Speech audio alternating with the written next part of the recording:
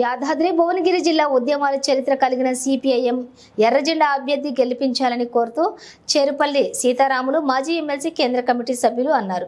Director గత 35 సంవత్సరాలుగా అలుపెరగని ప్రజా పోరాటాలు నిర్వహిస్తూ ఎండి జహాంగీర్ని గెలిపించాలని కోరుతూ అనునిత్యం ప్రజా సమస్యలకై పోరాడుతూ కార్మిక కర్షక రైతుల చేదోడు వాదోడుగా నిలిచి ప్రజల పక్షాన నిలిచినటువంటి మహోన్నతమైన వ్యక్తి, ప్రజల సంక్షేమం కోసం పోరాడుతున్నటువంటి మహోన్నతను ఒక వ్యక్తి కామ్రేడ్ జహాంగీర్కి సుత్తి కొడవలి నక్షత్రం గుర్తుపై మీ అమూల్యమైన ఓటు వేసి గెలిపించగలరని కోరుతూ చేరుపల్లి సీతారాములు అన్నారు. అలాంటి ఉద్యమం జరిగినటువంటి గడ్డ భువనగిరి పార్లమెంట్ నియోజకవర్గ గడ్డ. 7 అసెంబ్లీ సెగ్మెంట్లలో కూడా అలాంటి పోరాటాలు జరిగాయి.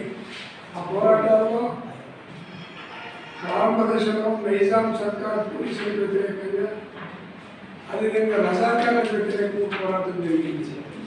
స్వాతంత్రం వచ్చిన తర్వాత కాంగ్రెస్ పార్టీకి సంబంధించినటువంటి వాళ్ళు కూడా కమ్యూనిస్ట్ ఉద్యమం మీద దాడులు, దౌర్జన్యాలు, కేసులు, 800 వాళ్ళకి వ్యతిరేకంగా కూడా కమ్యూనిస్టులు పోరాటం చేయడం జరిగింది.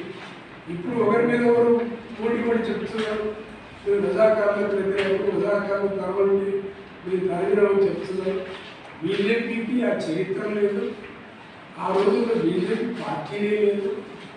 ఆర్ఎస్ఎస్ ఉన్నా అది బ్రిటిష్ వాళ్ళకు తృప్తిగా ఉన్నది తప్ప, ఇక్కడ నిజాం రాజుకు తృప్తిగా ఉన్నది తప్ప, ఇక్కడ వాళ్ళకి వ్యతిరేకంగా పోరాడినటువంటి చరిత్ర బీజేపీకి ఆర్ఎస్ఎస్ ఏమాత్రం లేదు. అది కాంగ్రెస్ పార్టీకి అట్లాంటి చరిత్ర లేదు.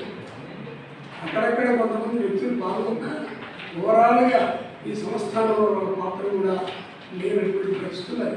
అందుకని నిజంగా దున్నేవాడికి భూమి, భుక్తి, విముక్తి, విడిచాకి వ్యతిరేకంగా పోరాటం చేసింది.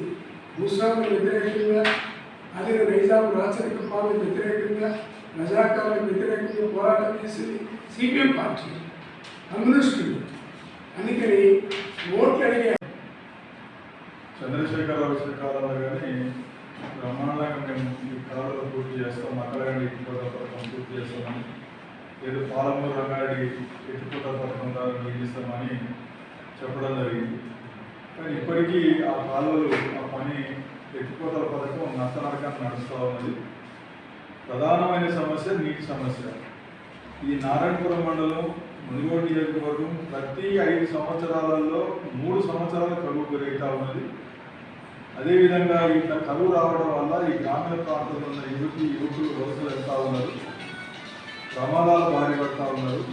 అందుకనే శాశ్వతంగా సాగునీటి పరిష్కారం కోసం మన అభ్యర్థిని గెలిపిస్తే పార్లమెంట్ గెలిపించి అక్కడ పోరాడతాం. అదేవిధంగా ప్రజలను సమీకరించి ఆ గ్రామ స్థాయిలో, మండల స్థాయిలో కూడా ఈ రకంగా పోరాటం చేస్తామనేది ఆ రకం చెప్తా ఉన్నాం. రెండవది 25 నుంచి 30 తండాల వరకు నారాయణపురం మండలం ఉంది. ఇక్కడ ఐటీడీఎఫ్ ప్రాజెక్టు లేదు, గిరిజన ఆశ్రమం పాఠశాల లేదు. ఈ అన్నిటి మీద కూడా రేపు పార్లమెంటు గెలిపి ఆ సమస్యల పరిష్కారం కోసం పోరాడతాం. గత 35 సంవత్సరాల నుంచి ఎస్ఎఫ్ఐ నాయకునిగా, విద్యార్థి నాయకునిగా, యువజన నాయకునిగా, ఆ తర్వాత ప్రజానాయకునిగా, పార్టీ నాయకునిగా అనేక పోరాటాలు చేస్తున్న జహాంగీర్ గారి సుత్తి కొడవలి నక్షత్రం గుర్తు మీద ఓటు వేసి గెలిపించవలసిందిగా కోరుతాం.